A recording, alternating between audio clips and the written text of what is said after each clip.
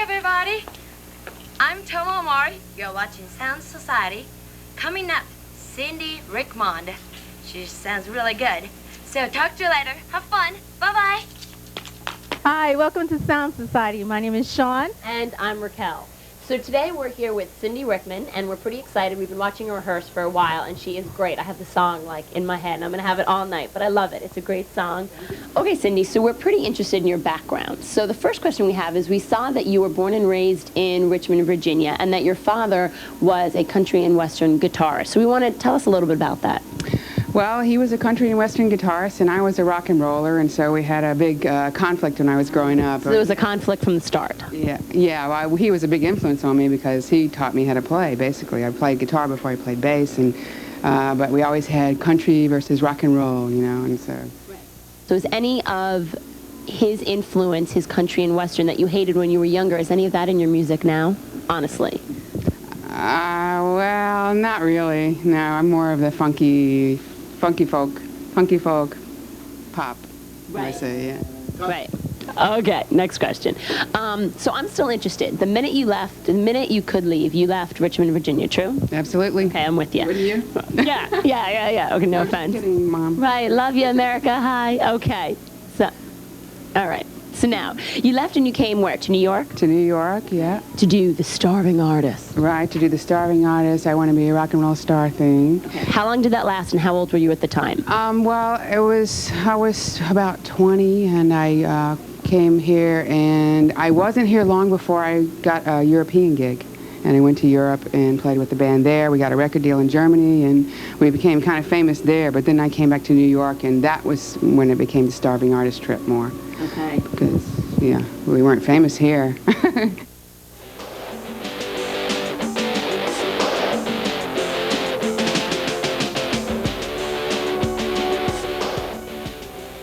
So, Cindy, you toured extensively in Europe, and we want to know a little bit more about where you went, the places you went, and some of the clubs that you played at, and what's the difference there versus in America?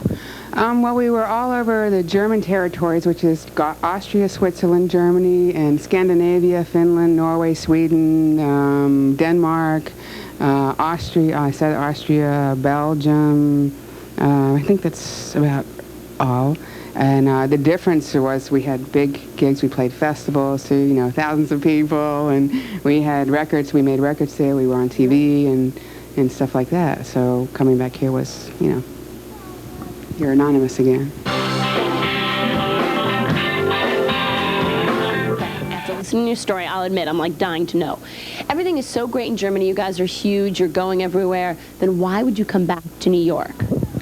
I left the band because of problems with the band members. We didn't get along. Dish. Yeah. Well, and the other girl in the band. Oh, catty girl fight. We just didn't get along, and it was getting to be too much, and working both of our nerves just a little too much. So I just said, I got to get out of here. Left. And now, Cindy Rickmond's video, Let Me Love.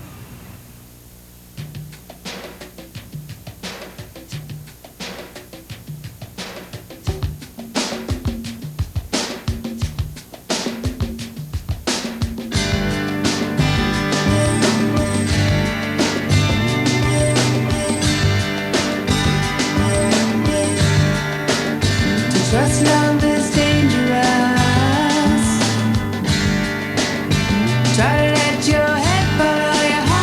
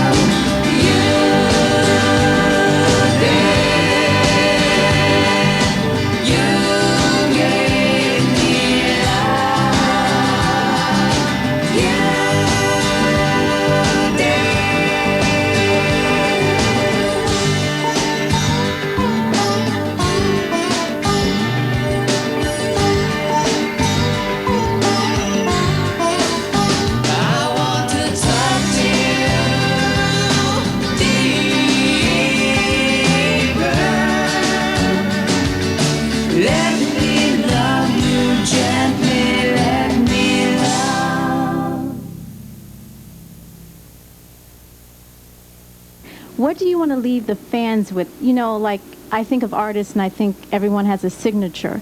Do you have a signature or, you know, something you want to stand out regarding your act, regarding your performance? Anything? I would say songs that are remembered and maybe a bass style that's remembered as well. What toy best describes you? We got her. Silly putty. I was thinking that. Okay, why? Why? Kind of malleable, kind of gushy, mushy, you know. Can be made into anything, can bounce back.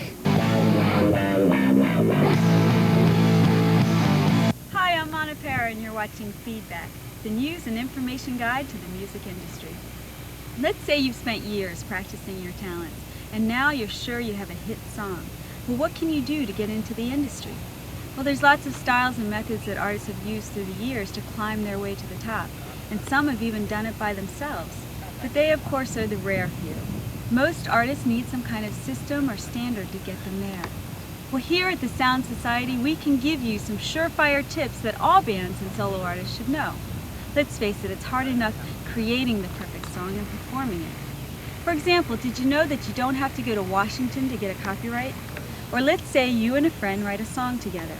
You write the lyrics and he writes the music. Well, you both own a piece of that music, so you can't sell the lyrics or the music without paying each other. Just a small bit of information you might not have known. My point is there's a lot more to worry about, and you can't do it all. So our advice to you is to pick a good team. Your team should consist of 1, a personal manager, 2, an attorney, 3, a business manager, 4, an agent, and 5, and most importantly, those fans. If you want to make it in this business, it's absolutely necessary to build a team, and build a team that will work for you.